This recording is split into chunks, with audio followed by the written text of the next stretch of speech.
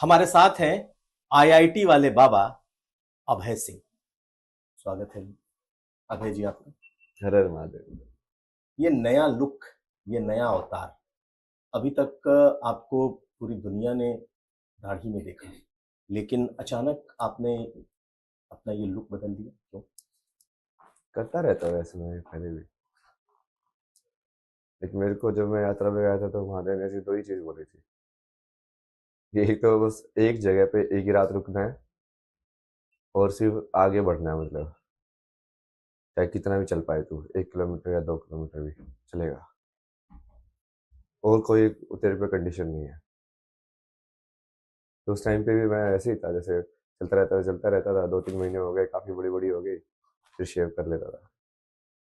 तो अभी वो शेव करने का वो वक्त आ गया चेंज होने का। लेकिन जब से आपको दुनिया ने देखा, सोशल मीडिया ने देखा, पूरी दाढ़ी में जैसा लुक था वैसा देख रहे थे, लेकिन आज ऐसा क्या मन में आया कि आपने सोचा कि नहीं, इसको अब बदल? नहीं, महादेव बोलते हैं ना। जैसे कल रात को मैंने दिए लगाए, ठीक है। उसके बाद एक बंदा मेरे से मिलने आया और आके बोलता है कि 10 मिनट पहले मैं गाड़ी में वही बोल रहा था कि ईश्वर वहां मिलेंगे जहाँ पे अंधेरा होगा और दिए जल रहे होंगे। और मेरे कमरे में पूरा अंधेरा है और दिए जल रहे हैं। सोचो ना, कोइंसिडेंस। तो तुमको ट्रस्ट करना होता है कि जो महादेव बोल रहे हैं तो उसको करते जाओ। तो उन्होंने बोला कि हाँ ठीक है, कल ये शेव करना, ऐसे ऐसे करना। हाँ चलो ठीक है, जैसे रात को ही बोल दिया था मैंने उनको। हाँ कल शेव करके करेंगे, रूप चेंज करेंगे इसको। स्टोरी वाइज भी जब तुम देखो तो अभी तो जैसे आईटीएन बाबा आइडेंटिटी बन रही है ना। हम्म, मैंने भी वही परिचय हाँ, कराया ना। वही। हम्म, तो उसको चेंज करके, जैसे आप कृष्ण को योगेश्वर बोलते हो, बट कृष्ण बाबा तो नहीं बोलते हो। योगी तो सबसे बड़ा है वो, हम्म। समझे। बट उसमें और वो इतने बड़े योगेश्वर है कि उनको इन सब चीजों से फर्क भी नहीं पड़ता कि वो दाढ़ी रख रहे हैं कि नहीं रख रहे हैं, कि वो कैसे रह रहे हैं। बाकी शारीरिक चीजों से उनको इतना फर्क नहीं पड़ता। महादेव का भी आप देखोगे तो ऐसे ही है। कितना आप शिव पुराण को पढ़ोगे, उनका ऐसे ही है ना। वो जैसे पार्वती के वहां पे शादी वाला जो पूरा किस्सा है, उसमें भी वो दरबार में नट बन के आते हैं। कि नट वाला वेश धारण करके आते हैं। कि हाँ, फिर वो कितने वेश बदलते हैं, अलग अलग रूप में जाते हैं, कभी नट बन जाते हैं, कभी ये बन जाते हैं, जैसे परिस्थिति में होती है ना। तो उसके मानो कि अब ये नया रूप है। तो ये नया रूप मैं क्या मानूं कि आप खुद को शिव के रूप में, खुद को कृष्ण के रूप में पोर्ट्रे करते हैं? आपको लगता है कि नहीं, आप खुद हो? जैसे आपने कहा कि कल किसी ने कहा कि भगवान से मुलाकात हो जाएगी और मेरी उनकी मुझसे मुलाकात हो जाएगी, तो क्या माना जाए? क्या आपको लगता है कि आपके भीतर भगवान है या आप स्वयं भगवान हैं? सबके अंदर है ना। तो स्पिरिचुअलिटी का असली मतलब तो यही है। जहाँ पे फंसती है बात वो वही होता है कि लोग पूछते हैं कि सबके अंदर है तो सबको पता कैसे नहीं है। यदि सभी भगवान है तो हमको कैसे नहीं पता है कि हम भगवान है। तो कल भी मैंने वही बोला कि मुझे पता है कि लाइक सबके अंदर भगवान है और मैं बोल रहा हूँ उस ट्रुथ को। अहम ब्रह्मास्मि, जब शंकराचार्य ने भी तो बोला था ना, तो आपने नहीं पूछा होगा कि हाँ ये खुद को भगवान बता रहा है, ब्रह्मास्मि बता रहा है कि मैं शिवोहम। कोई जब शिवोहम बोलता है तो उसका क्या मतलब है कि मैं ही शिव हूं ना। तो उस हिसाब से देखा जाए तो वो चेतना का जो स्तर होता है उसके हिसाब से उसको भगवान टाइटल दिया जाता है। जहां पे बिल्कुल शून्य चेतना में चले जाओ तो प्योर कॉन्शियसनेस, उसको महादेव बोला गया है। फिर विष्णु किसको बोला गया है कि जब वो चेतना शून्य से उतर के नीचे एक ज्ञान की फॉर्म में आ जाती है। तो विष्णु हमेशा सोते रहते हैं क्षीर सागर पे, ड्रीम करते रहते हैं। ऐसे दिखाते हैं ना कि विष्णु ऐसे ड्रीम के स्टेट के अंदर है ऐसे। तो जो आपका जैसे तीनों जो अवस्था होती है दिन की, आप क्या क्या करते हो। एक वेकिंग स्टेट होता है, एक ड्रीम वाला स्टेट होता है, मेंटल वर्ल्ड, और एक फिर बिल्कुल डीप स्लीप वाला स्टेट होता है। डीप स्लीप वाले स्टेट में भी कॉन्शियसनेस रहती है, सिर्फ कॉन्शियसनेस का विषय चला जाता है। हम्म। ये तो रहता है कि आप हो, बट आप क्या हो वाले एडजेक्टिव सारी गायब हो जाती है कि नहीं हो जाती। हाँ, बिल्कुल ठीक है। बट वो कंटिन्यूटी नहीं रहती तो आप सुबह उठते ही नहीं फिर। यदि कॉन्शियसनेस की कुछ ऐसी चीज नहीं है जो कंटिन्यूस चल रही है वहां पे, तो वो शिव है। डीप स्लीप वाली जो कॉन्शियसनेस है, शून्य कॉन्शियसनेस। फिर जो ड्रीमिंग वाली है वो विष्णु है। इसलिए वो ड्रीम करके लाइक पूरे संसार को चलाते रहते हैं। माया। माया, माया के अधिपति जो है। हम्म। तो उसके बाद ब्रह्म जो है वो बेसिकली जो वेकिंग वाला जो वर्ल्ड है जो अभी हम देख रहे हैं, ये ब्रह्मा का वर्ल्ड है। तो जब आप इसको समझते हो तो आपको समझ में आता है कि एक्चुअली में तो ये चेतना के ही रूप है, जिसको ब्रह्मा विष्णु महेश बोला गया है। इन अ वे लाइक वो कंसेप्ट हैं कि शुरू होना किसी चीज का, कंटिन्यू होना और फिर एंड होना। जब मैं तीन में देखूंगा उस चीज को, तो वो ब्रह्मा विष्णु महेश या त्रिमूर्ति या फिर सरस्वती लक्ष्मी पार्वती के रूप में दिखाई देगा। और जब मैं दो में देखूंगा तो कैसे दिखाई देगा? शिव शक्ति के रूप में। क्योंकि अब क्या है, अब उसमें कुछ स्टार्ट और एंड नहीं हो रहा है, अब वो काल के बियॉन्ड हो गए हो। क्योंकि स्टार्ट और एंड मतलब जो समय जो है वो तीन में एग्जिस्ट करता है ना, पास्ट प्रेजेंट और फ्यूचर। उसको दो में एग्जिस्ट नहीं करा सकते आप। उसके लिए तीन होने चाहिए स्टेट्स, समय की डेफिनेशन को वैलिड होने के लिए। तो वो उसके तीन के ऊपर यदि तुम जाओगे दो में, ये मैं आपको पूरा सांख्य से समझा रहा हूँ ना, कि कैसे उसको बताया गया कि अनेक से एक होने की जो विभक्ति है वो ऊपर से कैसे हुई। जब ईश्वर ने संसार रचा तो कैसे रचा गया। और अब जो स्पिरिचुअलिटी है कि वो वापस से आप उस पाथ को ट्रेस करके वापस से ऊपर कैसे पहुंचो उसी एक के पास। तो जिस पाथ से तुम नीचे जा रहे हो, फंसे हुए हो, उसी पाथ को तुमको रिट्रेस करके ऊपर जाना है। तो वो स्पिरिचुअलिटी बोलते हैं उसको। तो मैं अगर पूछूं आपसे कि आप स्पिरिचुअलिटी के किस स्तर पर हैं? लोग तो कहते हैं कि ये घमंड भी है आपका, कि कह सकते हैं कि आप खुद को भगवान कह रहे हो। लेकिन जब आपने स्पिरिचुअलिटी समझाई, तो एक आम आदमी जानना चाहेगा जिसका कोई गुरु नहीं है, जो किसी को गुरु नहीं मानता, तो वो किस स्तर पर पहुंचा है और कैसे पहुंचा है?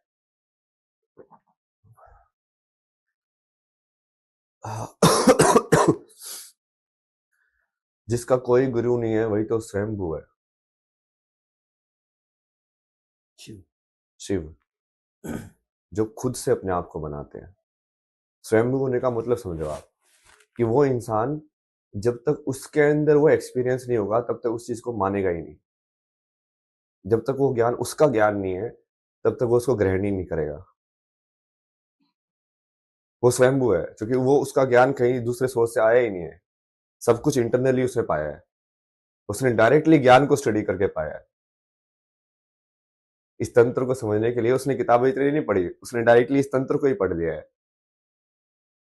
लेकिन कहते हैं कि गुरु के बिना ज्ञान नहीं है। जब तक कोई गुरु नहीं मिलेगा तब तक शायद आप उस स्तर पर नहीं पहुंच पाओ। गुरु तो है ना मेरे, कितने गुरु हैं।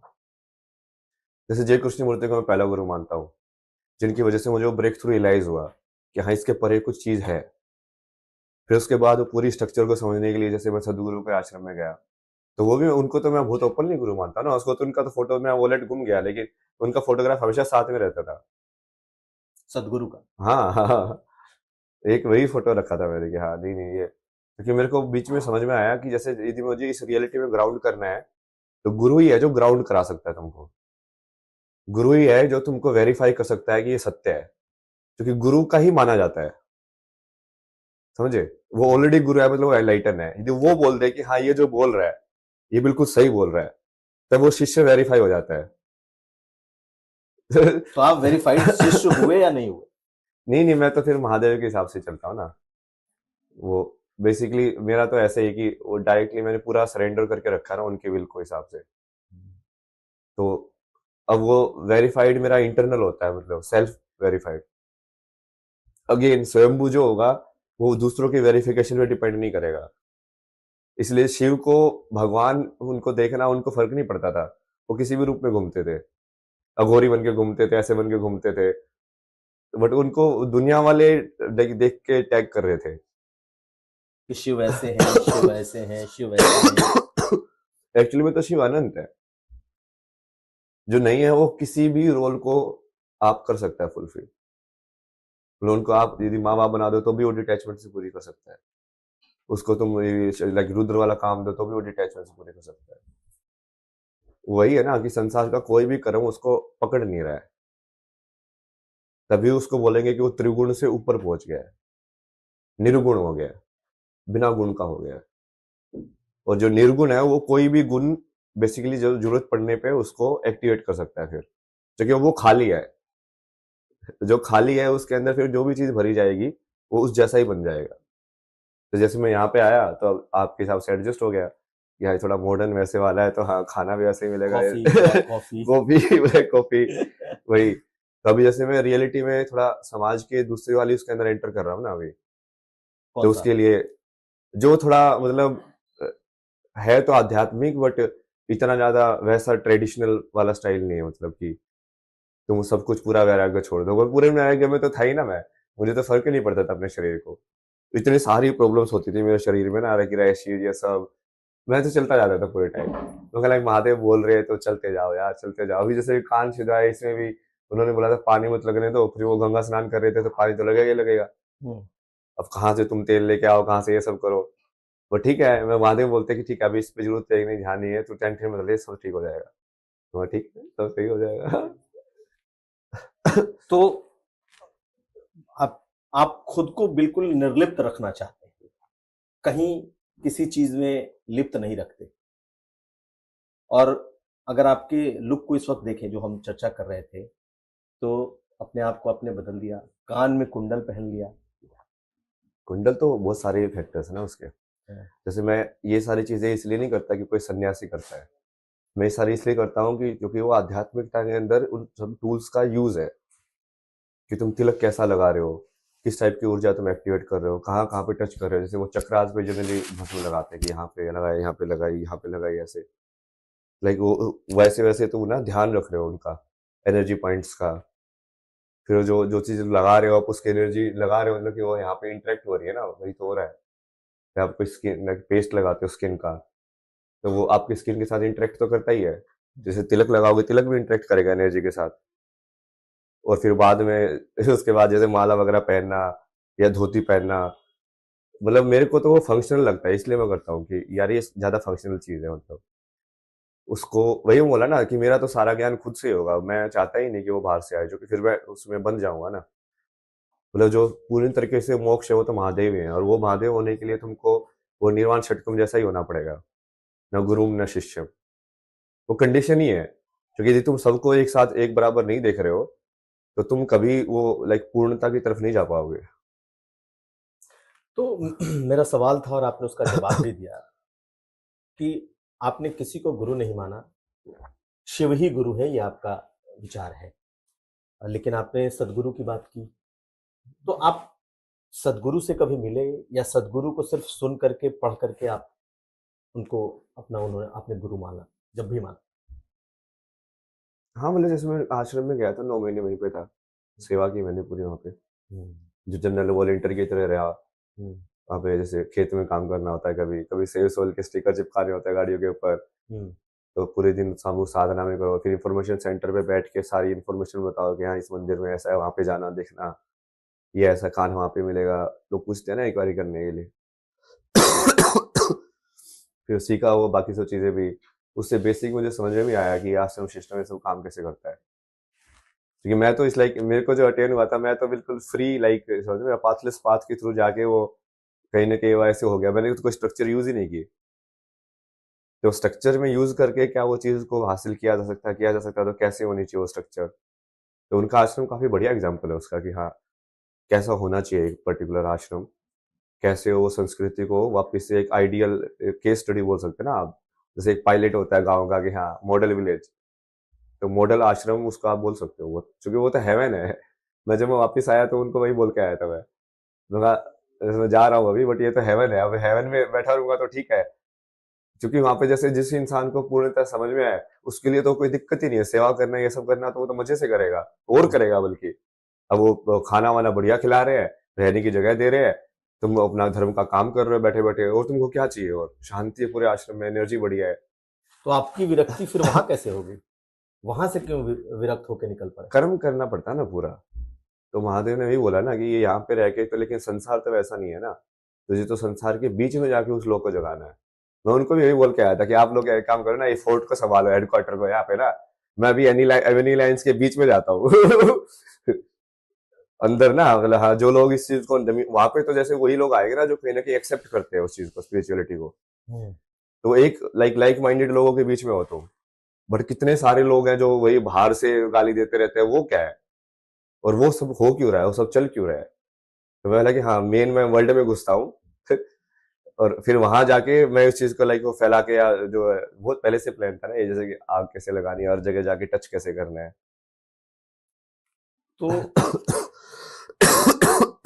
आप एक यायावर की भूमिका में हैं, चारों तरफ घूम करके, देख करके, महसूस करके, शिव जहां जहां है, जिस जिस फॉर्म में है, आप उस तरीके से खुद को रखते एग्जैक्टली, सूत्रधार बोलता मैं उसको, कि मैं सारे सूत्रों को एक पिरोने का काम कर रहा हूँ लाइक। हैं। किसके लिए? धर्म के लिए, धर्म और मेरा जो कर्म है, जो कि मुझे वो फील होता है इसलिए। अब मुझे यदि मैं एम्पैथेटिक हूँ, मुझे वर्ल्ड की सफरिंग फील हो रही है, तो फील होना ही मेरे लिए कर्म बन जाता है, क्योंकि या तो तुमको बिल्कुल डिटैच होना चाहिए। असली जो महादेव, उनको तो फर्क ही नहीं पड़ेगा डिस्ट्रैक्शन हो, चल चल रही है कि नहीं चल रही है, उनको फर्क क्या पड़ता है यार। उनके लिए तो समान है सब, मौत और जीवन समान है उनके लिए, क्योंकि उनको पता ही है कि जो चीज मरती ही नहीं है उसका मौत और जीवन क्या होगा। एक गुरु के आश्रम में रहना, एक सेवादार की तरीके से रहना, गुरु की आश्रम के पूरी व्यवस्था को समझना, उसमें जुड़ के रहना, और उसके बाद अचानक अघोरी हो जाना। आप भटकते हुए काशी पहुंच गए, काशी में काशी के घाट पर भटकते रहे, और अघोर, तंत्र मंत्र, अवघड़, इनके बीच फिर कैसे पहुंच गए? इनका वो क्या तो मैं एक्सपीरियंस करना था? यात्रा के टाइम पे भी मिलता था बहुत सारे। जैसे मैं यात्रा कर रहा था तो केदारकंठा में ऊपर गया, तो वहाँ पे एक बाबा जी बैठे हुए थे, पहाड़ के ऊपर अकेले रहते थे वो। तो मैं अलग अलग जैसे लोगों से रास्ते में उस टाइम पे भी मिल रहा था, कि बहुत सारे साधु लोग जैसे यात्रा में चल रहे हैं साथ में, लूट रखता था मैं उस टाइम पे। तो उनके साथ एक दो दिन घूमे, वो बोला कि हाँ ऊपर चलना है साथ में, तो वहाँ चलो चलो चलो साथ में। तो उस टाइम पे भी जैसे बहुत अलग अलग टाइप के लोग मिले ना, बात करने को मिला कि हाँ, जिनकी सोच कैसी है, ये आप लोग कैसे साधना कर रहे हो, बेसिक जो साधना के जो होते हैं उन चीजों को समझा, कि धूना क्या होता है, ये चिमटा क्या होता है, इसको कैसे रखना होता है, कैसे साधना करनी होती है, क्या तरीका है इनका ना। तो उसमें जैसे काशी गया, तो चूंकि काशी तो सब चीजों का संगम है, वहां पे कोई एक टाइप की साधना नहीं होती। वहां पे ऐसा है कि एनलाइटनमेंट के जितने तरीके हो सकते हैं सब एक्सप्लोर करते हैं लोग वहां पे, डार्क से डार्क, लाइक सत्व से सत्व। तो वहां पे शमशान में बैठे हुए अघोरी भी मिल जाएंगे, और राधा कृष्ण करने वाले लोग भी मिल जाएंगे, जो बिल्कुल ही फलाहारी है, पूरा लाइक व्रत करके रखेंगे, ये सब करके रखेंगे। और एक दूसरा है जिसको फर्क ही नहीं पड़ता, अगर घोर जैसा रहता है वो। तो वो सारी चीजों को देखना है, वही तो है ना, वही तो आपको बताया, मेन आपने भी पर्पज तो अघोर वही है। एक्सपीरियंस किया? अघोर के साथ बैठ करके, अघोर तो मरे हुए लोगों की हड्डियां तक खाते हैं, आपने भी एक्सपीरियंस कर लिया? हाँ, वो महादेव ने ही करा दिया, मतलब ऐसे वो मैं इंटेंशन से नहीं करता ना कोई चीज, वो अपने आप ही मेरे को सिखाते रहते हैं भेज भेज के, कि हाँ ठीक है, यहाँ से तो इस चीज का एब्जॉर्व कर ले, यहाँ से उस चीज का एब्जॉर्व कर ले। जैसे वो फील तो अंदर ही करना होता है अघोर। अघोर मतलब कि बेसिकली तुमने जो बच्ची कुची चीज थी जिसके अंदर भगवान नहीं देखा था, उसके अंदर भी भगवान देख लिया। अब तुम फल के अंदर बोल रहे हो कि फल खाने से भगवान मिलेंगे, तो फिर हड्डी खाने से भगवान क्यों नहीं मिल सकते? है तो उसी धरती माँ का हिस्सा हो। बट वो बहुत ही अलग चीज है ना, उसको आप उसके सिविलाइजेशन के साथ नहीं जोड़ सकते, इसलिए जो महादेव है वो हमेशा लाइक उनको रेबल माना गया है, सिविलाइजेशन के एंटी, कि जो रूल को फॉलो ही नहीं करता है। क्योंकि उसको क्यों फॉलो करना है, वो मुक्त है। जिसको मुक्त पता चल गया, वो क्यों फॉलो करेगा सोसाइटी के नियम? तो उनके लिए बेसिकली वो सारा, वो ये पूरा संसार एक तंत्र जैसा है, कि इसको बस समझने के लिए है वो। बुरा सच्चा, अच्छा बुरा, ये सब कुछ नहीं है, कि हाँ ये इसको नहीं करना है, ये ऐसा नहीं करना है। बट वो सब अहंकार से नहीं हो रहा है, बस वही अंतर है। अभय सिंह जी, आप तो समझ रहे हैं आध्यात्म क्या है, भगवान क्या है, भगवान के रूप क्या है, किस स्तर तक आध्यात्मिकता है, लेकिन आपको दुनिया क्या समझ रही है? आपने कभी इस चीज को महसूस किया? दुनिया मेरे असली स्वरूप को तो कभी नहीं देख पाएंगे, वो मुझे पहले ही ज्ञात हो गया था। सबसे बड़ी इस पे यही वो रहता है, कि तुम यदि फर्स्ट रहते ना, ये मुझे कॉलेज के टाइम पे बहुत फील होता था, क्या? कि जो फर्स्ट रहता है वो अकेला रहता है। फर्स्ट होने का मतलब ही वही है, कि वो अकेला नहीं रहेगा, तो वो कहीं ना कहीं शेयर्ड हो गया ना, वो फर्स्ट कैसे हुआ? तो लाइक यार, राजा होना तो बहुत अकेले होने वाली चीज है, कि तुम भी इतनी पावर होल्ड कर रहे हो कि नीचे वाले लोग जो है वो कहीं ना कहीं लालच में है, उसमें पढ़ने के उनके चांसेस रहेंगे ही रहेंगे, तो तुमको वो पावर ही अकेला कर देगी वहां पर। तो वो वाली चीज महसूस होती है कई बार। बट ठीक है, वो तो क्या कर सकते हो, सच पूर्ण है। सचमुच बहुत पावरफुल होते लोग हैं जो शीर्ष पर होते हैं, कहा जाता है जो शीर्ष पर होता है वो अकेला ही होता है। अकेला ही होना पड़ेगा उसको, क्योंकि उसको जिम्मेदारी लेनी पड़ती है ना कि मैं शीर्ष पे हूँ तो अब नीचे वालों को संभालना है। आप भी अकेले हो? महादेव है ना। उनके साथ पूरी बात है, देवी को भी बुला लेता हूँ बहुत बार। देवी को बुला लेता हूँ? हाँ मतलब चैनल करके कभी ऐसा लग रहा हो, बैठो गपशप करो बातें बातें करो। भगवान से बातें, देवी से बातें? हाँ मतलब जैसे किसी भी रूप में आप चैनल कर सकते हैं ना, वो तंत्र मंत्र यूज करके कि उस देवी को प्रसन्न करके, तो उनको चैनल कर सकते हैं आप। लेकिन ये तो आपके आध्यात्मिकता से बिल्कुल दूसरा चैनल है जिसकी आप चर्चा कर रहे हैं कि आप तंत्र मंत्र के जरिए भगवान को बुला सकते हो, तंत्र मंत्र के जरिए देवी को बुला सकते हो, और एक आपकी ऐसी साधना है जो सब में शिव देखता है। तो दो बिल्कुल, आपको लगता नहीं नहीं नहीं, अलग वो अलग एनर्जी चीजें? के फॉर्म अलग अलग है ना, मैनिफेस्टेशन, वही तो समझाया मैंने आपको। हम्म। जैसे आप जिसको शिव बोल रहे हो वो तो दो के अंदर डेफिनेशन है, शिव और शक्ति के अंदर। तीन के अंदर वो डेफिनेशन ब्रह्मा विष्णु महेश वाली है तो वही की, बट आप उसको रूप में देखना चाहते हो इसलिए आप उस रूप में देख रहे हो। जैसे देवी का जैसे तीन में तो ऐसे है सरस्वती लक्ष्मी पार्वती, बट 10 में भी है ना वो, फिर वो नव दुर्गा और फिर लाइक लास्ट के अंदर, तो वो 10 के अंदर डिवीजन है वो देवी का। फिर और भी फर्दर डिवीजन भी किया हुआ लोगों ने। आप जो इतनी बातें बता रहे हैं धर्म से जुड़ी हुई, क्या ये पूरी आपकी स्टडी है या आपने महसूस किया? जो महसूस किया वही बताता हूँ मैं तो। तो स्टडी वाली नॉलेज धर्म होगी तो ग्रंथों की स्टडी है और महसूस किया दोनों है? हम लोग कहीं ना कहीं वो ग्रंथ के अंदर भी वो चीज से समझ में आ जाता है कि हाँ यहाँ पे भी ये सिंक हो रही है, मतलब सेम चीज बोल। हम्म। लेकिन अब हम आते हैं इस प्रयागराज पे। आखिर ये आपकी, आप इस महाकुंभ में कैसे पहुंच गए?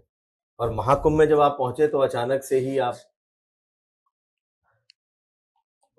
पिटारा खोल गया मधुमक्खी का। वहां में पहुंचते ही कहा गया कि आप अखाड़े के लोगों से मुलाकात हो गई, आपके टेम्पररी गुरु हो गए, वो आपको लेकर के आ गए और अचानक से आप दुनिया के सामने आ गए। सोशल मीडिया ने आपको यहाँ तक पहुंचा दिया, नहीं तो कोई जानता नहीं। हाँ तो वही था, महादेव जैसे बोल ही रहे थे कि ऐसे ही करना है, तो मैं तो बस फॉलो करता गया। जाने को तो मैं खुद से भी आ सकता था, बट उन्होंने नहीं बोला नहीं नहीं इनके साथ ही जाना तेरे को, तो ठीक है कहानी आप जैसे चलानी है आप ऐसे ही चलाओ। लेकिन जब आप महाकुंभ में आए तो कंट्रोवर्सी भी हो गई और जूना अखाड़े में आप आए, वहीं से आप चर्चा में आए, सुर्खियों में आए, लेकिन फिर वहां के बाबाओं ने ही आपको निकाल दिया, साधुओं ने। क्या फर्क पड़ रहा है मतलब। ये तो वहाँ पे जैसे मैं मशान नाथ के वहाँ पे मंदिर में बैठा होता ना धुनी के ऊपर, हम्म। तो ऐसे वो कुछ तो जो जोर जोर से फोन बजा रहे थे कोई तो इंसान। मैंने उनको बोला यार ये माया वाली चीजें मत बजाओ अभी, थोड़ा या तो स्पिरिचुअल भजन वजन लगा दो ये सब। तो बोलता है कि तुम कौन होते हो बोलने वाले। हाँ मैं तो कोई नहीं हूँ, कुछ भी नहीं हूँ। बोला कि तुम बता ये जगह किसकी है। मगर मुझे तो यही पता है कि सारी जगह महादेव की है। और काशी तो स्पेशली वो महादेव की नहीं होगी तो वो किसकी होगी फिर। मगा आपको क्या लगता है आपकी है क्या मतलब ये। हम्म। फिर वो ऐसे थोड़ा चिल्लाने लगा, फिर मैं उसका बस एक ही जवाब होता था मेरा, ओम नमः शिवाय। फिर वो ऐसे कि हाँ तो यहाँ पे ऐसे ये कर दूंगा वो कर दूंगा, मगा ओम नमः शिवाय। ये ओम नमः शिवाय। तो ये सब चीजें तो पहले भी हुई ना, ये तो मैं बहुत नॉर्मल ही है मेरी लाइफ में फेस करना। लोग होता ही है हमेशा हर जगह पे जाके ना, जब वो सत्य को देखते हैं तो कहीं ना कहीं, क्योंकि मेरा प्रेजेंस ही लोगों के अहंकार को किल करता है कि ये कैसे? इंसान एग्जिस्ट कैसे कर सकता है ऐसा इंसान। तो उनको लगता है कि यार हमने क्यों नहीं किया जो इसने किया, इसलिए उनके अपनी लिमिटेशन है, उनको वो दिखता है कि यार ये सब चीजें हो सकती है यदि तुम एक्चुअली में एक संकल्प करते तो वो सिर्फ एक्सक्यूज बना के रह गए अपने लाइफ के अंदर। तो वो क्या करेंगे फिर, वो मेरी स्टोरी को नीचे डालने की कोशिश करेंगे, क्योंकि वो अपनी इनसिक्योरिटी को मेरे ऊपर फोर्स करने की कोशिश करेंगे। उन्होंने आपको आपके रूप में नहीं समझा? हाँ मतलब जैसे पहले तो जैसे वो जो है सोमेश्वर जी, वो कितनी बार बोलते थे ऐसे कि मुझे तेरे अंदर आदि शंकराचार्य दिख रहे हैं, मुझे तेरे अंदर क्राइस्ट दिख रहे हैं, मतलब इतनी बड़ी बड़ी बातें हैं। जब आप पूछ रहे थे ना कि आप खुद को भगवान बोल रहे हो, अरे यार मेरे को तो लोगों ने खुद बोला है कि मुझे तेरे अंदर क्राइस्ट दिख रहे हैं, मुझे तेरे अंदर आदि योगी दिख रहे हैं, मुझे तेरे अंदर बटुक भैरव दिख रहे हैं। हम्म। तो अब वो ठीक है ना, अब उनसे भी तो पूछो ना उनको कैसे दिखे भगवान मेरे अंदर। बट वो बाद में ठीक है, नहीं, जैसे उन्होंने भी वो। बड़ी तारीफ की, मैंने इनका इंटरव्यू भी किया था, तो उन्होंने कहा था कि he is one of the finest monk of India, उन्होंने मेरे से बातचीत में बताया। लेकिन अचानक ऐसा क्या हो गया कि बड़े बड़े जो अखाड़े के साधु और महंत हैं वो आपसे ऐसे नाराज हो गए? नहीं नहीं, उन्होंने जैसे मेरे को ना एज ए गुरु तो रिकॉग्नाइज नहीं किया उस टाइम पे। वो मुझे दीक्षा विक्षा दिला रहे हैं, मतलब मैं दीक्षा के लिए थोड़ी जा रहा हूँ वहां पे। दीक्षा तो उसको दिलानी पड़ेगी ना जिसको ज्ञान की तलाश में उस पाथ को स्टार्ट करना है, इनिशिएट करना है। जब मैं उस पाथ से होके ही आया हूँ तो मुझे क्यों चाहिए? मैं तो ठीक है, एक आपके अलग कोई तरीका है उसको सीख रहा हूँ। जैसे रामकृष्ण परमहंस भी ऐसे ज्ञान प्राप्त करने के बाद भी उन्होंने भी बहुत सारी तरीके एक्सप्लोर किए। तो आप क्या बोलोगे, उनको ज्ञान मिला नहीं था क्या? ज्ञान तो मिला हुआ था, फिर भी उन्होंने किया ना वो सब चीजें। तो वो बेसिक अंडरस्टैंडिंग ही गलत थी और वो लोग उस चीज को तोड़ना ही नहीं देना चाहते थे कि ये जो रिलेशनशिप है गुरु और शिष्य का, वो एक वैसे वाला है कि हाँ, अब जैसे वो कई बार तो ये सोमेश्वर जी ये भी बोलते थे ना कि तेरे इतना ज्यादा, मतलब तेरे को इतना ज्यादा बड़ा वैसा है कि कई बार मुझे भी जेलसी होने लग जाती है तेरे से। बट फिर समझाते कि नहीं नहीं, गुरु तो ऐसे ही होता है कि हाँ उसका शिष्य बड़ा हो तो उसको बढ़िया होना चाहिए। वो हाँ चलो ठीक है, समझते तो आप कि असली गुरु होने का मतलब क्या होता है, कि जब शिष्य बड़ा हो गुरु से तो उसको प्राउड फील होना चाहिए कि हाँ इसने अब मेरे से भी ज्यादा कुछ सीख लिया है। ना कि उसके जेलसी होनी चाहिए कि मैं जो नहीं आता उसने ये इसने कैसे सीख लिया। इंसानी इमोशंस हैं, वही कहानी वैसी चलती जाती है। लेकिन अखाड़ों से जुड़ा एक और सवाल यहाँ, बहुत सारे लोगों ने कहा कि भाई आईआईटी वाले बाबा, आईआईटी वाले बाबा, आईआईटी वाले बाबा, क्या यहाँ उससे बड़े बड़े इंजीनियर, डॉक्टर, पीएचडी, प्रोफेसर्स, बहुत सारे लोग मौजूद हैं यहाँ पे। लेकिन अ, एक आईआईटी वाले बाबा के पीछे दुनिया ऐसे पागल है, ऐसे पड़ी है, लगता है कि उनके से बड़ा कोई संत ही नहीं। नहीं नहीं, वो ठीक है ना, उसका क्या करेंगे। तो जो लोग बोल रहे हैं उनको खुद ही नहीं पता ना कि वो दूसरे जो लोग हैं वो मेरे से ज्यादा है कि कम है, उनको कैसे पता? उनको ये कैसे श्योर है कि मैं टॉप पे नहीं हूँ? कि ज्ञान के मामले में, आध्यात्मिकता के मामले में मैं सही में टॉप पे नहीं हूँ बाकी सारे बाबाओं से?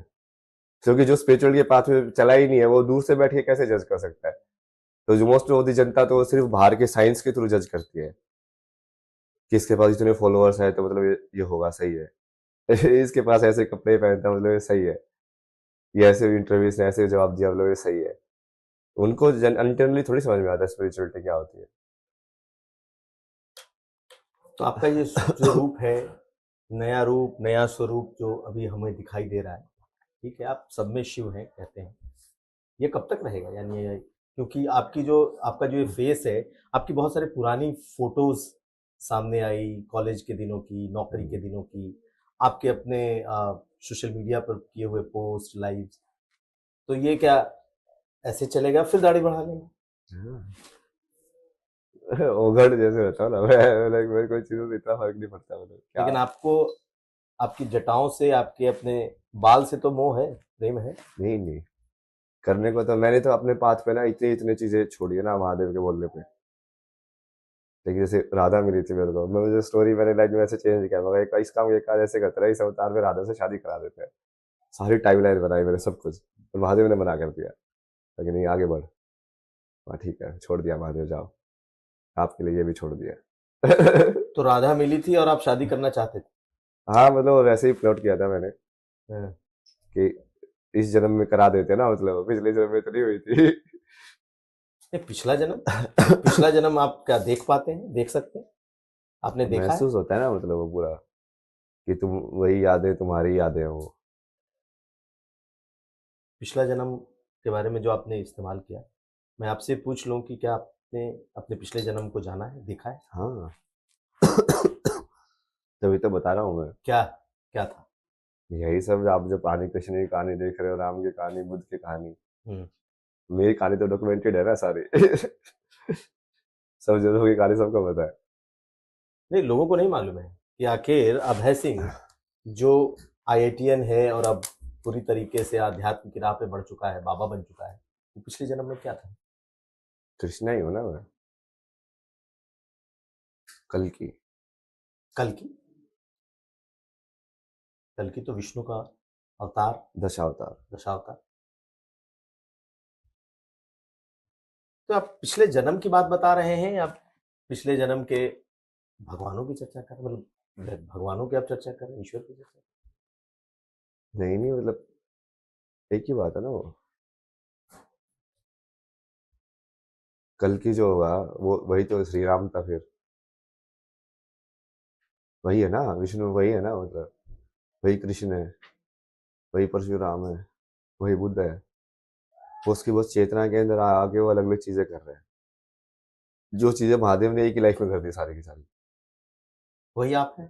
कि मतलब सारी चीजें जी के देख लिया, उल्टा पुल्टा करके संन्यास लेके। जैसे राम का देखो, वो राजा बन के देखा उसने।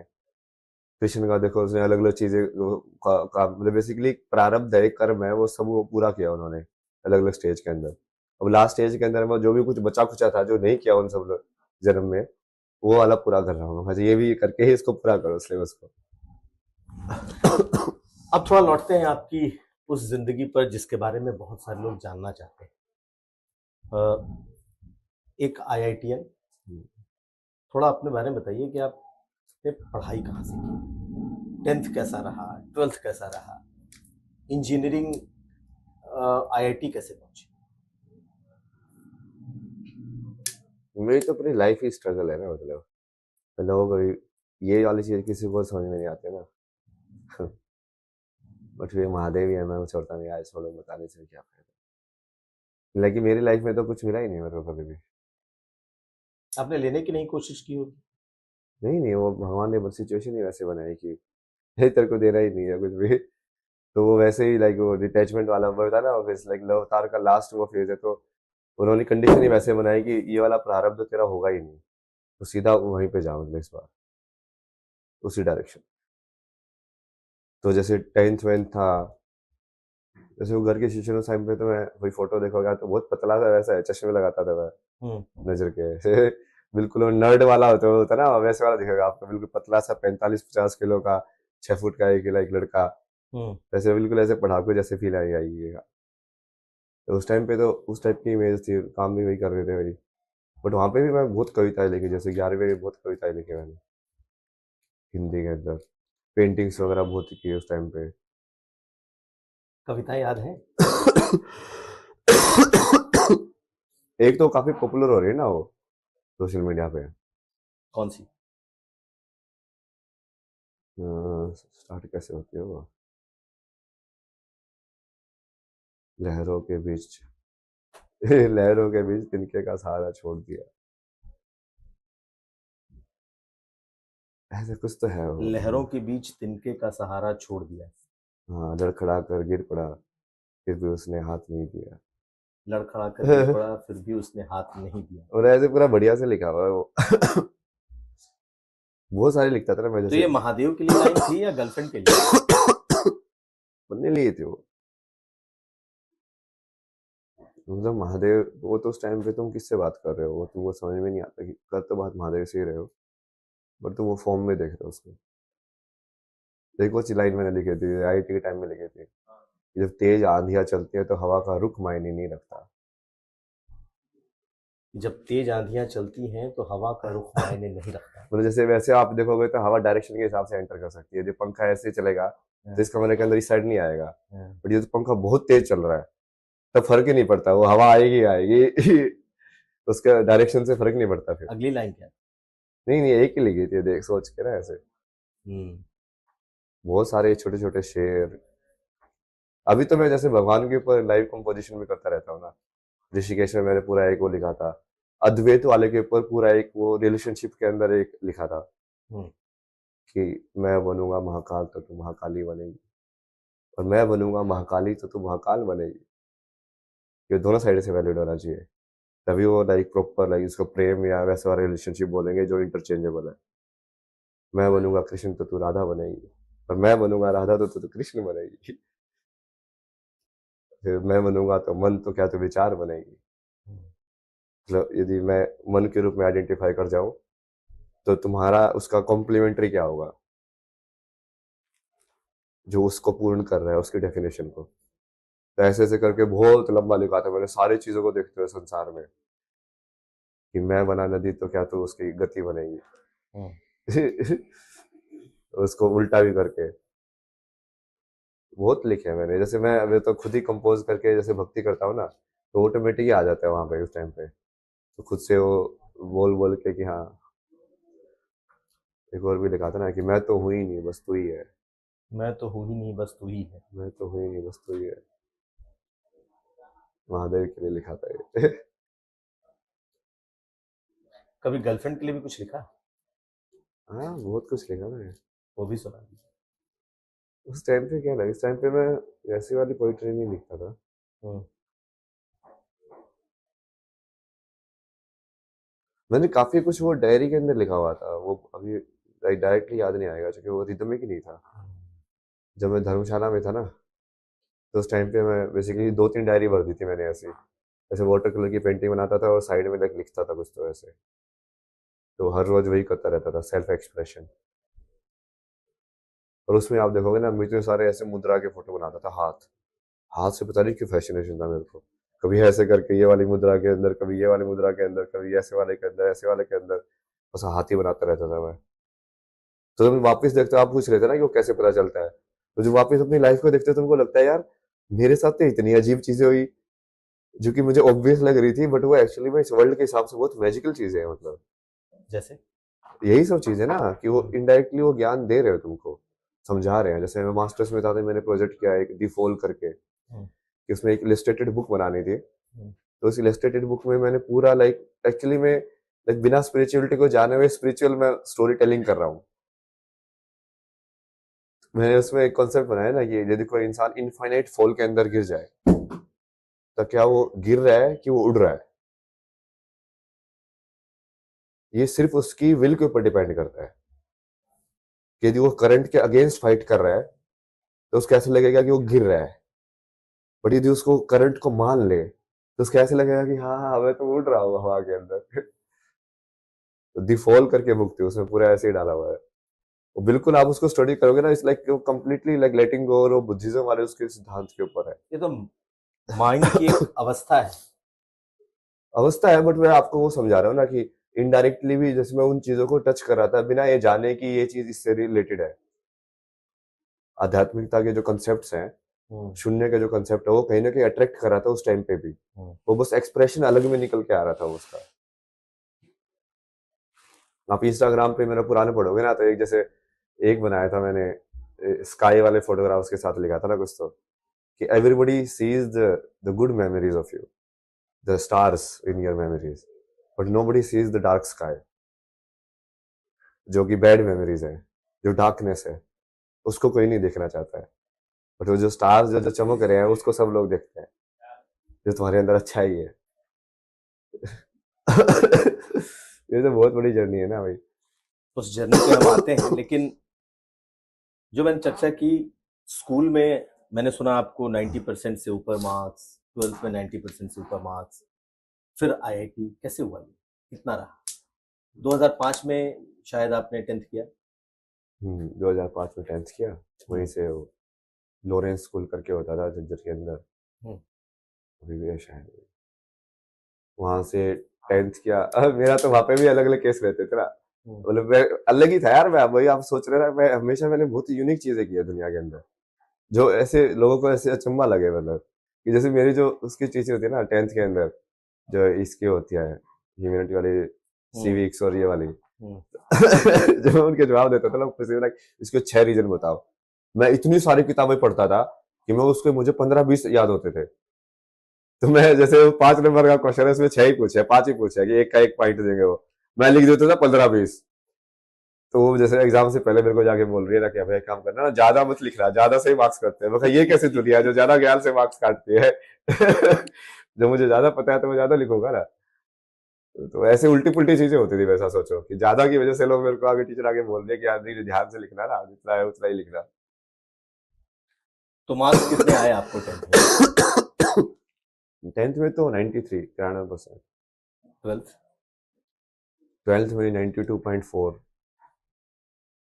लेकिन सुना कि आप आपने कोई वैसा तय नहीं था कि आप आईआईटी जाओगे और अचानक से फिर ये चीजें तय हो गई और आपने पहले ही अटेम्प्ट में इनफैक्ट क्रैक किया। क्या था ये कहानी? क्या थी ये कहानी? नहीं, दूसरे अटेम्प्ट में किया।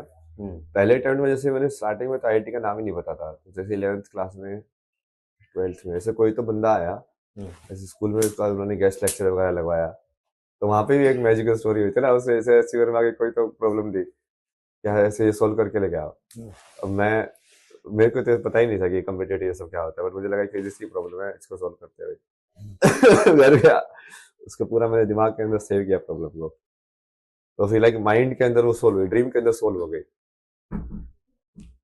उसको मैंने डाल दिया और वो सपने के अंदर मेरे को समझ में आ गया कि इसको कैसे सोल्व करना है। हम्म, तो अगले दिन मैंने जाकर उसको दिखाया, और वो इतना लंबा मेथड था कि वो वैसे कॉपी तो हो ही नहीं सकता, क्योंकि वो इतना लंबा मेथड था, वो कहीं पे दूसरे बुक में था ही नहीं कि ऐसे भी हो सकते हैं भाई। तो उसको पता था कि हाँ इसने खुद सही किया है, तो बट वो फिर वही है ना, वो भी खुश हो गया, बोला कि हाँ सही है तो करो, मेरे से पढ़ो। तो धीरे धीरे पता चला आईआईटी के बारे में। फिर हम्म। 12th में जैसे मैं कोचिंग में लिए गया, फोर्स वोर्स करके, अब ये सब चीजें करने के लिए मुझे घर पे पूरा सत्याग्रह करनी पड़ती थी हर चीज के लिए क्यों? जो कि उनको फर्क ही नहीं पड़ता था किसी भी चीज से। तो ये मान लो तुमको कोचिंग में एडमिशन लेना है तो तुमको 3 दिन खाना छोड़ना पड़ेगा, ताकि उनको समझाने के लिए कि भाई आप मेरा करा दो क्योंकि उनको सोच ही पता नहीं क्या है, उनको ना कुछ पता है दुनिया के बारे में, ना फिर उनको दूसरे के हिसाब से नहीं तो कोई तो जो माँ माँ बाप होते हैं, माता पिता होते हैं, तो चाहते हैं कि मेरा बेटा आईआईटी करे। नहीं नहीं, वो उनको ऐसा कुछ नहीं है ना, वो आगे भी बताऊंगा ना मैं। हाँ, तो उस टाइम पे भी जैसे कॉरेस्पॉन्डेंस का किया, वो सब किया, फिर फाइनली वो लेकर गए मेरे को दिल्ली। तो वहाँ पे वो, लेकिन वो सिर्फ कॉरेस्पॉन्डेंस का कोर्स मिला, वो लेट हो गया था ज्वाइनिंग में, तो सिर्फ किताबें भेजते थे, उस किताबों में फिर मैंने 12th में क्या किया कि मैंने सिर्फ सोचा कि एक चीज को मास्टर करेंगे। तो एक कोई तो बुक थी मैथमेटिक्स की, बढ़िया बुक थी, वो लिमिट्स वाला जो टॉपिक था ना, मैंने उसको पूरा मास्टर कर लिया। मैं खुद से ही सवाल बनाता रहता था दिमाग के अंदर कि इस वाले क्वेश्चन के अंदर रैंडमली रूट लगा दो कहीं पे भी हम्म, मतलब उसको नया सवाल बना दो, और उसको फिर तुम सोल्व कर सकते हो कि नहीं कर सकते हो। हम्म, तो वो उस टाइम पे मैंने ऐसा अटेंड करना है कि उस वाले टॉपिक का तो चाहे दुनिया के अंदर कोई भी सवाल आ जाए, हम्म। मैं सोल्व कर सकता हूँ इतना ज्यादा डेप्थ के अंदर मैंने उसके सारे पैटर्न्स को समझ लिया था। और सब सॉल्व कर लेते थे। हाँ, तो वो जैसे कोरेस्पोंडेंस में था तो मैं सिर्फ टेस्ट देने जाता था वहां पे, तो वहां पे मैंने नई चीज की, वहां पे जैसे वो कॉम्प्रिहेंसिव पैकेज होते हैं ना पैसेज, तो ये कॉम्प्रिहेंसिव में पहले वो इन्फॉर्मेशन भी देते हैं थोड़ी सी बताने के लिए कि एज प्रोबेबिलिटी ये होती है, ए इक्वल टू बी, ये फॉर्मूला है, ऐसे ऐसे। तो मैं सिर्फ उस इन्फॉर्मेशन को पढ़ के उसके बेस पे ही वो कॉम्प्रिहेंसिव वाले क्वेश्चन सोल्व कर देता था, और उसमें भी ज्यादा टाइम लगा। मेरे को जैसे कुछ सिलेबस वगैरह अलग चल रहा है, उनका स्कूल में अलग चल रहा है, और वो पढ़ाई वढ़ाई की टेस्ट की तैयारी तो हो नहीं सकती, और तुम टेस्ट देने जा रहे हो तो 3 घंटे वहां पे बैठे हो, तो तुम उसमें ही कुछ ना कुछ सीख लो कि हाँ अच्छा इसने ऐसे ऐसे किया है ये करके मेरा एक बार ऐसे यार कुछ तो उस सेंटर के अंदर 16 रैंक की रैंक आ गया था। सब लोग देख रहे हैं ये कौन है, बिना मतलब सब्जेक्ट ही नहीं बता दूंगा आज के पेपर के अंदर किसके ऊपर पेपर होगा, जाओ बस उसको समझो कि अच्छा इसने ऐसे ऐसे बताया, ये फॉर्मूला भी बता के रखा ही हुआ है, कॉम्प्रिहेंशन में बेस फॉर्मूला तो बता ही देते थे कि हाँ ये फॉर्मूला है, अब तुमको उसको समझ के और डेप्थ के अंदर उस क्वेश्चन को सोल्व करना है। तो ये वाली चीज तो बहुत की मैंने कोचिंग में भी, जो साथ जो लिमिट वाली जो चीज मैंने पहले डिस्कस की थी ना, हम्म, वो वाली काम आई। तो एक मैथ वाला प्रोफेसर आया कोचिंग में, वो बोला कि इसको सिर्फ एल ऑपरेटर से सोल्व कर सकते हैं। हम्म, मगर मैं तो सिद्धि है इसके अंदर मैं किसी भी सवाल को कैसे भी सोल्व कर सकता हूँ लिमिट के। बोला कि करके दिखा, बोला ठीक है करके दिखाता हूँ, उसने पूरा करके दिखाया, वो भी लाइक हाँ भाई चलो तू है ऐसी चीज तो बहुत है, बट वो जैसे इमोशनल वाला जो था ना, वो चीज कभी फुलफिल नहीं हुई ना, ये सब चीजें करने के बाद भी। नहीं, एक मिनट में आपको आईआईटी का रैंक कितना आया और कैसे आपने क्यों चुन लिया मुंबई आई? उसके बाद जैसे दिल्ली गए, तो जैसे 12th के बाद तो जैसे एनआईटी का काउंसलिंग के लिए कुरुक्षेत्र गया, बट वहां पे देख के मैंने बोला कि नहीं, मैं यहाँ नहीं जाऊंगा मुझे और पर जाना है, ये मेरे लिए नहीं है। कुरुक्षेत्र नहीं जाना, मुंबई जाना है।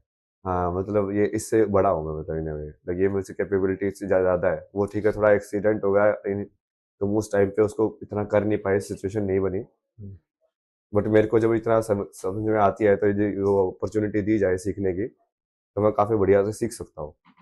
तो ड्रॉप करने का निर्णय हुआ, उसमें भी वो पेरेंट्स वगैरह जैसे कोई साथ में नहीं था, सब मना कर रहे थे ड्रॉप करने में। कुरुक्षेत्र ड्रॉप करने पे मना कर रहे हैं? नहीं नहीं, एक ईयर ड्रॉप करके एक ईयर? पढ़ने के, फिर वो भी खुद से फिर से वो सत्याग्रह कि नहीं नहीं नहीं नहीं मुझे करना है, मुझे करना है, फिर से रोटी अच्छा, वोटी छोड़ो, फिर से सब कुछ करो। क्योंकि वो वैसे तो कोई बात होती नहीं ना, मतलब प्यार से समझाने में तो मिलता ही नहीं कुछ तो फैमिली में सत्याग्रह करनी पड़ती भी। थी एक एक चीज के लिए? हर एक चीज के लिए। फिर वो उन्होंने करके फिर कुछ अरेंजमेंट हुई, कहीं से एडवर्टाइजमेंट में वो दिल्ली का कोई सेंटर का नंबर निकला, फिर वहां पे गए, फिर पूरा सेटिंग वेटिंग हुई, कमरा वमरा मिला, फिर जाके दिल्ली में बैठ के पढ़ाई की पूरी। तो रैंक कितना आया था आपका? आईआईटी का रैंक क्या था? 731 था ना, हम्म। या 731। फिर वहां पे ऐसे ही था कि वो ये सब दूर जाने के लिए ही था, मतलब कि घर से थोड़ा दूर जाना है, शांति चाहिए, तो वो मुंबई चूज किया उसकी वजह से। फिर एरोस्पेस वो कि कौन सी चीज ब्रांच जो है वो नाम के हिसाब से बढ़िया है और रैंक के हिसाब से ही मिल रही है, तो अपना एरोस्पेस सही है, एरोस्पेस में आ गई। लेकिन कहते हैं कि बड़ी पर्सनल लाइफ आपकी फैमिली को लेकर, जो आप बता रहे हैं कि हमेशा सत्याग्रह करना पड़ता था हर चीज के लिए, तो आज भी परिवार को लेकर के आपके विचार ऐसे हैं जो कि समाज एक्सेप्ट नहीं करता जिसे? समाज का तो मतलब ही वही है ना, समाज हमेशा ट्रुथ का, कृष्णमूर्ति ने नहीं बोला है, society will never let truth come, क्योंकि जो ट्रुथ है, यदि ये ट्रुथ आध्यात्मिकता का ट्रुथ की ये सब माया है, तो सबसे पहले सोसाइटी के स्ट्रक्चर को ही तोड़ती है कि अद्वैत है, सब से समान है, तो सोसाइटी के अंदर जो हायरार्किकल स्ट्रक्चर है उस पर तो हमला करती है वो। सोसाइटी नहीं चाहती ना सब समान हो। क्योंकि इसमें वो मजा आता है उनको ऊपर नीचे खेलने में, कि ये अमीर है, ये गरीब है, ये ऊपर है, ये नीचे है, तो वो सोसाइटी तो ऑब्वियसली अपोज करेगी उस चीज को जब सत्य दिखेगा तो। लेकिन माँ बाप तो कहते हैं, माँ बाप तो भगवान का स्वरूप होते हैं, और आपने विद्रोह अपने मिलेंगे माँ बाप से ही कर दिया। एक कॉफी और। नहीं नहीं कॉफी। आपने तो विद्रोह अपने माँ बाप से ही कर दिया। विद्रोह नहीं किया ना मैंने किसी से, माँ बाप के रूप में मैं वही उसको सेपरेट आइडेंटिटी में आइडेंटिफाई नहीं कर सकता, वैसे भी नहीं कर सकता मैं, नहीं तो वो शिव का चेतना मेरी ब्रेक हो जाएगी। मतलब यदि मैं सबको सेम आइडेंटिफाई नहीं कर रहा हूँ, इसका मतलब किसी में पर्सनल अटैचमेंट है मेरा, तो मेरे आध्यात्मिक सफर के अंदर तो मैं वही टेस्ट करूंगा ना कि मेरा पर्सनल लगाव एक फॉर्म्स के अंदर है कि नहीं है। कि एक पर्टिकुलर फॉर्म को देख के उसको मैं ज्यादा तवज्जो क्यों दे रहा हूँ, तो वो तो क्या होगा ना कि जैसे धर्म की जब बात आएगी तो वो मोह की वजह से आप धर्म का डिसीजन नहीं ले पाओगे। जैसे जो न्यायाधीश होता है, मान लो उसका सामने उसका बच्चा जो है वो ट्रायल के अंदर हो, तो क्या वो न्यायाधीश बनेगा कि बाप बनेगा? समझे? यदि वो बायस्ड है तो कभी भी वो न्यायाधीश बन ही नहीं सकता, कभी भी वो ऊपर वाले रैंक पे बन ही नहीं सकता, उसको तो समान देखने पड़ेंगे सब। तो इसीलिए आपने उस रिश्ते को ही खत्म कर दिया? नहीं नहीं, मैंने कुछ खत्म वो जिंदा नहीं करता ना मैं, जो है वो है, मतलब ये सत्य है ना कि शरीर के जो जन्म है उनके थ्रू हुआ है, वो कहानी भी सत्य है, उसको मैं अलग अलग सत्य के हिसाब से बता देता हूँ कि तुम जो बोल रहे हो ब्रह्मा का सत्य है, बट मुझे लाइक अटल सत्य जो है वहां तक उसके कॉन्शियसनेस को मैं पूरा ऊपर से लेके नीचे तक ट्रांसफर करना है। लेकिन अभय जी, मुझे पता चला कि जब आप इस कैंप में आए, इस प्रयागराज कुंभ में आए, तो जहां जहां आप ठहरे, आपके माता पिता परिवार के लोग आप तक पहुंचने की उन्होंने कोशिश की। आपके माँ बाप, कजन, चाचा, लोग आए और आपसे मिले। आप फिर से आप कर रहे हो, मतलब मेरे हैं क्या वो, मतलब मैंने खरीद रखा उनको, मेरे हैं क्या वो? कितना डिटैचमेंट है। नहीं नहीं, आप बताओ ना, आप के बोल रहे हो बार बार, तो क्या मेरा अधिकार है उनके ऊपर? बताओ। नहीं भाई, माँ बाप हैं तो एक नॉर्मल इंसान के तौर पर मैं तो यही पूछूंगा ना, आप जिस नहीं स्टेट नहीं, में। मैं आपसे डिस्कशन ही कर रहा हूँ ना, हाँ। चीज को समझने के लिए कोशिश कर रहे हैं ना। जैसे आपने बोला ना कि आपके माँ बाप आए, और वो पहले 4 दिन जब तक मैं वायरल नहीं हुआ था तभी मैं कुंभ के अंदर ही बैठा हुआ था, तब तो ढूंढते हुए नहीं आए थे। और मेरा ऐसे भी नहीं है कि मैं कुछ गुप्त रह रहा हूँ, मैं सब कुछ रील डालता था पूरे टाइम, कि हाँ मैं यहाँ पे जा रहा हूँ, मैं ये कर रहा हूँ, पूरा डिस्कशन में सब कुछ होता था। मेरी लाइफ लाइक पब्लिक थी उस टाइम पे भी। तो वो किस वजह से हुआ, आप उसको देखो ना। तो किस वजह से हुआ? वो तो आप सिर्फ पॉपुलैरिटी की वजह से है। उसमें कोई वो तरीका है ही नहीं उसमें कि उनको अभी एकदम से क्या चेतना हो गई कि एकदम से कैसे वो माँ बाप बन गए, अभी तक कैसे नहीं थे वो। तो उनको फिक्र थोड़ी हो रही है। फिक्र होती तो ये सब चीजें बिना कैमरे के, जब मेरे को कुछ था नहीं मेरे पास, तब करते ना वो फिक्र। तो आपको लगता है कि आपके माता पिता ने ही आपको छोड़ दिया है, या आपने अ, अ, उनसे एक तरीके से छोड़ करके विरक्ति ली? नहीं नहीं, भगवान ने बेसिकली उनके थ्रू ही छुड़वा दिया मेरे को। कि जब मैं घर में था उन्होंने ऐसी सिचुएशन क्रिएट कर दी कि मेरे को इतना बुरा भला बोला, इतनी सारी चीजें बोली कि तू झूठा है, तेरे को तो डिप्रेशन भी नहीं हुआ था, तू तो एक्टिंग करता था। मतलब इतनी सारी चीजें बोली ना उन्होंने। फिर एक बार इस चीज में भी गाली देते थे कि तेरे को डिप्रेशन नहीं हुआ, और उल्टा पागल भी बोलते थे। मतलब यार एटलीस्ट एक चीज में स्टक करता हूँ यार, या तो मैं बिल्कुल पागल हूँ, ये मेंटली सही नहीं हूँ, या फिर मैं डिप्रेशन का नाटक कर रहा था। तो कम से कम वो बिल्कुल ही नेगेटिविटी होती है ना जैसे लोगों के अंदर। तो मैं तो उनका माध्यम बन गया वो निकालने का।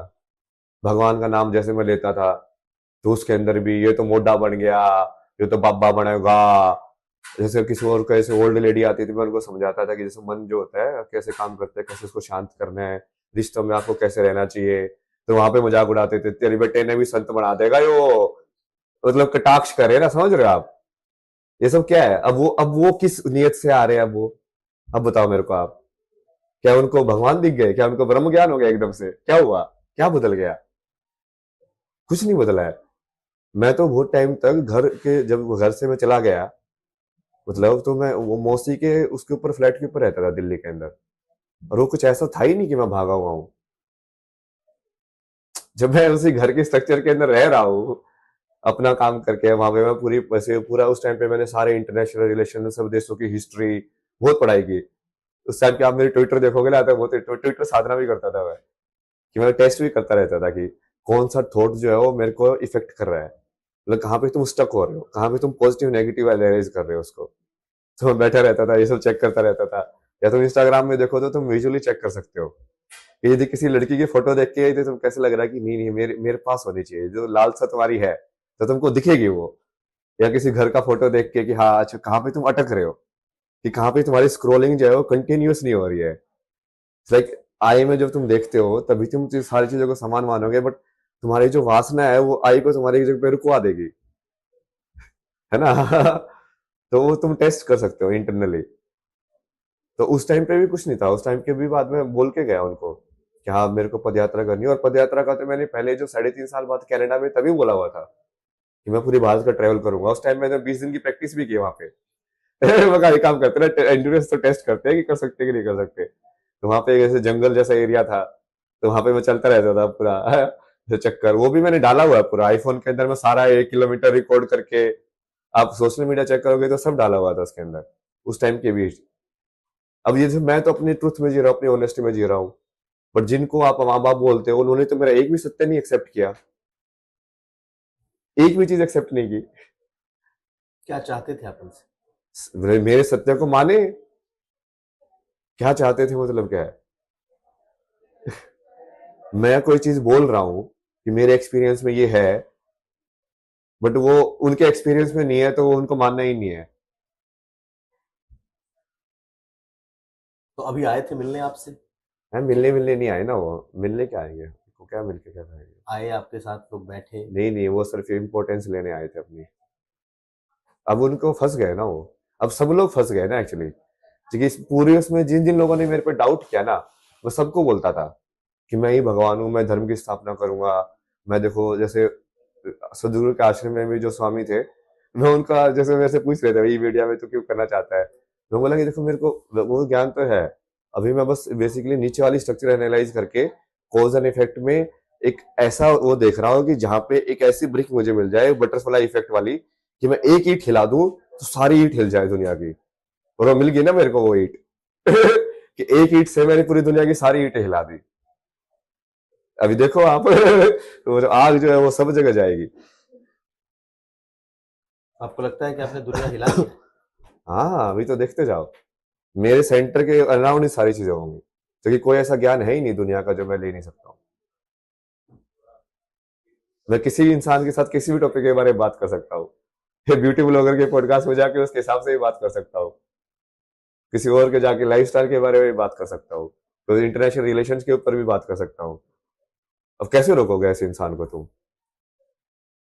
ये तो एक आत्माभिमान की भी श्रेणी में आता है, जब आप कहते हैं कि मैं ही भगवान हूँ, मैं सब कुछ कर सकता हूँ, मैं सब एक्सपीरियंस कर सकता हूँ। या तो आप उस अवस्था पर पहुंच चुके हैं जहाँ सचमुच जो जो जो ब्रह्म और मोक्ष की अवस्था होती है, या फिर लोग तो ये भी कहेंगे कि आप बिल्कुल एक ऐसे बाबा हैं जिनके अंदर घमंड भर गया है। हाँ, तो वो तो दिखेगा ही उनको ना। बट ये जैसे आप किसी चीज को बोलोगे, जब कृष्ण बोलते हैं अर्जुन को कि मैं ही सब कुछ हूँ, मैं ही मृत्यु हूँ, मैं ही ज्योति हूँ, तो आप तो क्या बोलोगे? कितना घमंडी है। खुद को भगवान बोल रहा है, क्या क्या बोल रहा है अपने बारे में। ऐसे थोड़ी चलता हो। तो आपकी बात ये लोग सुनेंगे तो कहेंगे कहाँ भगवान कृष्ण और कहाँ अभय सिंह। अभय सिंह भी वही बातें बोल रहे हैं जो भगवान कृष्ण कहते हैं। तो ये तो इस सांसारिक स्थिति में तो घमंड की श्रेणी में रखेंगे लोग इसे। नहीं नहीं, वो घमंड आप बाहर से जज ही नहीं कर सकते। जब कृष्ण ये बोल रहा है कि मैं ही भगवान हूँ, तो वो रियलाइजेशन के अंदर बोल रहा है, वो घमंड से नहीं बोल रहा। उसकी चेतना उस लेवल पे है कि वो बोल पा रहा है वो शब्द। लेकिन आप जब बोल रहे हैं तब हाँ, तो मैं बोल रहा हूँ तब भी अपनी चेतना के हिसाब से बोलता हूँ। कई बार जैसे मैं ह्यूमन या इस फॉर्म में आइडेंटिफाई कर लेता हूँ ब्रह्म सत्य में, तब मैं वैसे ही बन जाता हूँ। यदि वो चेतना में होता हूँ तो फिर जैसे आप मेरे जवाब देखोगे तो हमेशा अलग अलग जवाब रहते हैं, क्योंकि वो उस टाइम पे मैं कैसे आइडेंटिफाई कर रहा हूँ उसके हिसाब से मैं जवाब देता हूँ। लेकिन मैं बिल्कुल ही शून्य में बैठ रहा हूँ तो मैं बोलता हूँ कि मैं ही महादेव हूँ। फिर मैं जैसे थोड़ा इस धर्म के हिसाब से उसको काम करने का सेटअप का काम करता हूँ, तो इन वे लाइक मैं विष्णु चेतना के अंदर हूँ, तो फिर मैं उसके हिसाब से बोलता हूँ। फिर यदि मैं सिर्फ इस लाइफ की स्टोरी के हिसाब से आपको आइडेंटिफिकेशन करके क्वेश्चन का आंसर देना है, जैसे स्कूलिंग वगैरह, तो उस टाइम पे वो टेम्पररी आइडेंटिटी जो अभ्यासिंग की है, फिर वो बन जाते हो तुम। तो ये अलग अलग आइडेंटिटीज ही है कि तुम कहाँ पे आइडेंटिफाई हो रहे हो, और तुम्हारी आइडेंटिफिकेशन बेस्ड ऑन कि तुम्हारे से क्वेश्चन कैसे पूछा जा रहा है। तो एक बेटे के तौर पर आप क्या सोचते हैं? माँ बाप को तो आपने एक तरीके से नकार दिया, लेकिन आप बेटे के तौर पे भी कभी उस फॉर्म में रख के सोचते हैं? नहीं नहीं, स्वयंभू का मतलब वही ना, आप फिर से वही उसी चीज पे आगे वापस से।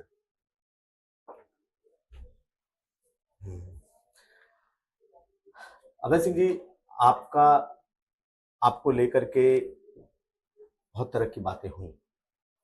कई लोगों ने कहा कि ये बाबा नहीं है, इनकी मानसिक स्थिति खराब हो गई,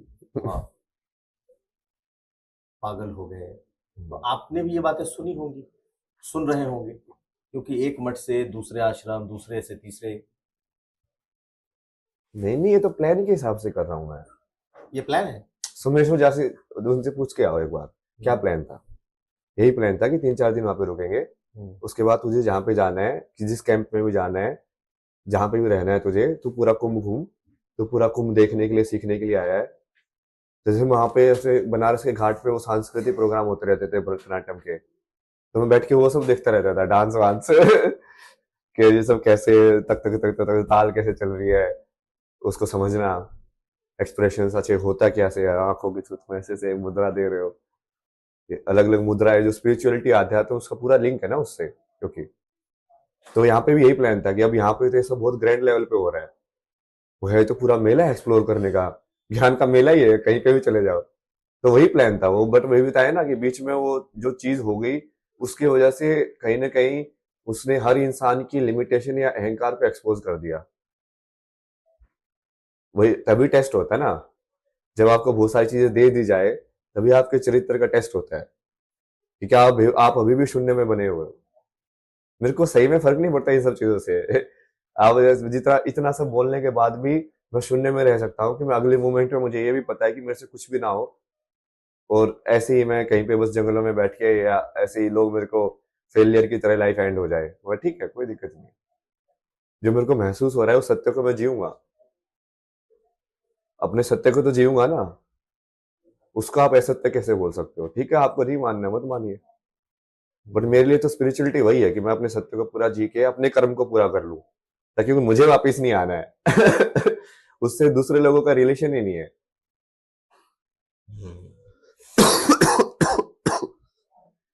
एक सवाल और कि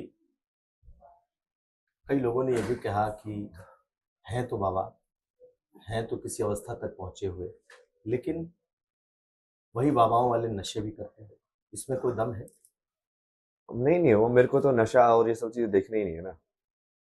मैंने बताया ना, जो बाकी 10 9 अवतार में नहीं हुआ वो इस वाले अवतार में मैं पूरा कर लूंगा ना सारी चीजें करके। तो महादेव जो है तो वो किसी चीज को लाइक ना तो रिजेक्ट करते हैं ना एक्सेप्ट करते हैं। और उनको जहर दोगे तो वो पी लेंगे वो। तो आप उसी फॉर्म में पीते हैं कि ये जहर है फिर भी मैं पी सकता हूँ? फॉर्म वाली जो सोचने के तरीके काम तो करता ही नहीं मैं। महादेव जो बोलते हैं करते जाओ। मतलब वो महादेव जो बोलेंगे करोगे, तभी तुम जाके महादेव में विलीन होके महादेव ही बन जाओगे लास्ट में, राइट। तुम उस जो अपने जो आइडियल है अब उसको फॉलो करते रहोगे कि हाँ मुझे इसके जैसा या इसके जितने भी हैं उसको आइडल मान के मुझे जो ये जो बोलेगा मैं वही करूंगा। तो धीरे धीरे क्या होगा, गुरु और शिष्य में यही होता है। धीरे धीरे शिष्य जो है वो गुरु की kind of like carbon copy बन जाता है, क्योंकि सारा जो गुरु का आता है वो शिष्य ने सीख लिया, तो वो कार्बन कॉपी बन गया इन अ वे। तो कार्बन कॉपी मतलब कि है भक्त का फाइनल पर्पस क्या होगा, भक्त और भगवान तो ड्युअलिटी में, द्वैत में है। फाइनल पर्पस तो वही होगा ना कि वो भक्त ये रियलाइज कर ले कि मैं ही भगवान हूँ। फिर केवल शिव जो जिसकी मैं पूजा कर रहा हूँ वो भी मेरे अंदर ही है, और जो पूजा करने वाला है वो भी अंदर ही है। समझे आप? एक बात मैंने सुना कि आप कनाडा रहे, कनाडा में आपने नौकरी की, क्योंकि आप आईटी से पढ़े लिखे हैं, पैसे हैं आपके पास? हाँ काफी सेविंग्स थी। पैसे तो मैं वैसे ही, महादेव ने बोला कि टेंशन क्यों ले रहा है तो पैसे वैसे ही। मैं तो उसके बारे में ये भी सोचा था, बहुत बार बोलता था मैं मेरे पैसे खत्म हो गए तो लक्ष्मी खत्म हो जाएगी, लक्ष्मी खत्म हो गई तो मैं बेसिकली विष्णु वाला मेरा बिल्कुल कर्म खत्म हो जाएगा। तो क्या मेरे पास एक्सक्यूज है इस संसार में कुछ ना करने का, मेरे पास है ही नहीं पैसे। तो फिर मैं सही में वो पूरा वैराग्य और वैसे हो जाएगा। तो बीच में बहुत सारे लोग बोलते थे कि नहीं नहीं लक्ष्मी को ध्यान पे रख, ऐसे मत किया कर, मतलब ऐसे मत दिया कर। तो लक्ष्मी रखी है आपने? मेरा तो रुझान वही उस साइड ही है ना, मतलब पार्वती की साइड ही है। तो पैसे का क्या करते हैं? क्या एटीएम से पैसे निकालते हैं? हाँ मतलब पहले तो पैसे एटीएम से निकालते थे। हम्म। और जो आप उनको बोलो काशी में तो बहुत सारे लोग ये वही है, बोलूंगा तो आप बोलोगे कि वो घमंड है, बट अब ठीक है लाइफ में मैंने किया है तो उसको बता ही सकते हैं इन्हें। क्या? लाइक वहाँ पे भी जैसे ये सोमेश्वर जी हैं उनको भी मैंने बहुत हेल्प किया ना पैसे में भी। जैसे उनका कोई वहाँ पे डिसाइपल थी, बोला इसको फोन चाहिए, और ट्रैवल का काम करती थी, तो उनको 5,000 रुपये दे दिए उसी टाइम पे। तो फिर दूसरा उनको बोला कि कोई चलिए वो मुंबई में उसका एडजस्ट होना है, कुछ पैसे की कमी पड़ रही है, तो उनके पैसे दे दिए।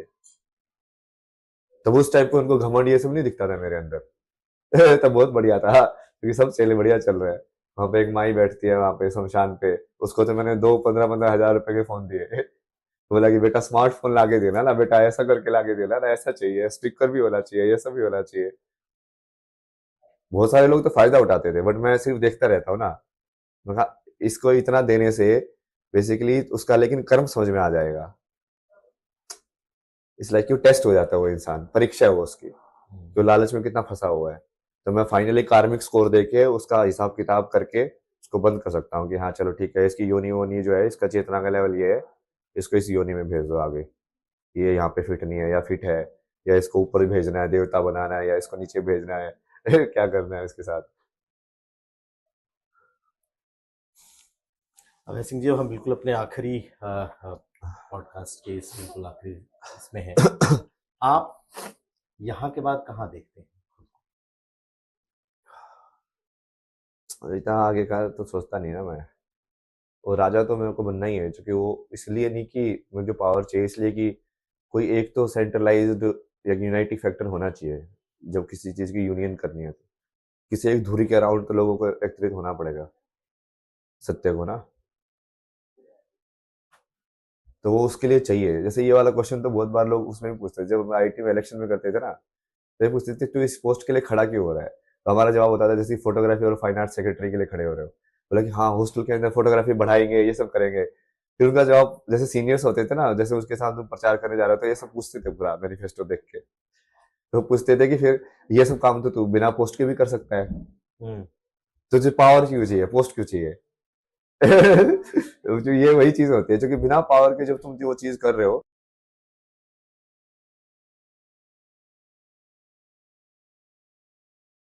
तो आपका जो सिस्टम का जो सपोर्ट मिलता है वो नहीं मिलता आपको। तो उसके लिए वही है ना कि किसी न किसी को तो लाइक हेड या राजा बनना ही पड़ेगा ऊपर। तो ये राजा का कौन सा फॉर्म आप बता रहे हैं? मतलब someone who takes responsibility of the world to run it आध्यात्मिक वर्ल्ड, बेटर। Spiritual world? सारे वर्ल्ड एक ही वर्ल्ड है वो। मतलब वो अकाउंटेबिलिटी जो होल्ड करे ना कि हाँ मैं रिस्पॉन्सिबल हूँ सब लोगों के लिए, उनका भला मैं सोचूंगा, वही इंसान राजा कहला सकता है ना।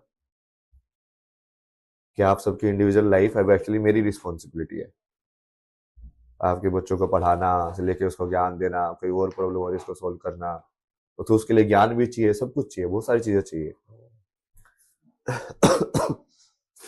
बस आखिरी सवाल ये है कि आपके राजनीतिक विचार भी हैं या नहीं? मैं तो बताया ही ना, राजनीति विचार मतलब क्या, जब किंग ही बन जाएंगे तो राजनीति कहाँ से आप आएगी? तो किंग की बात कर रहे हैं, तो किंग क्या? किंग का मतलब क्या, प्रधानमंत्री बनेंगे, राष्ट्रपति बनेंगे, मुख्यमंत्री बनेंगे? किंग का मतलब नहीं आप नहीं, क्या? वो जरूरी भी नहीं है कि ना कि वो ऑफिशियल हो। आप समझ रहे हो, आप उसको आज वाली जो स्ट्रक्चर है उसके लाइक रिफ्लेक्शन में देख रहे हो।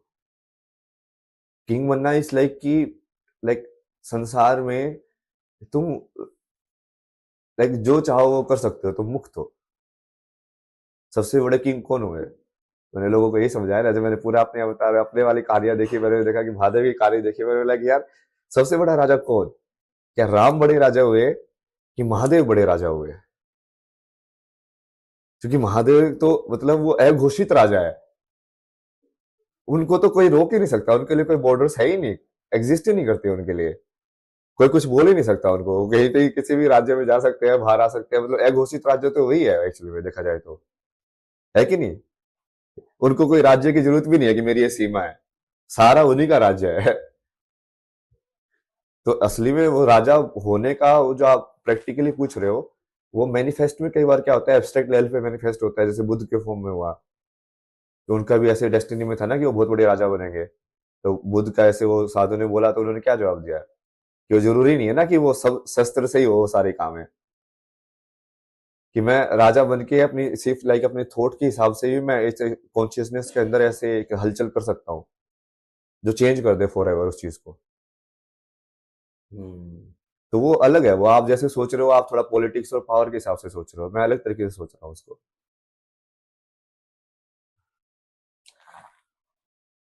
तो अभय सिंह जी, बहुत धन्यवाद हमारे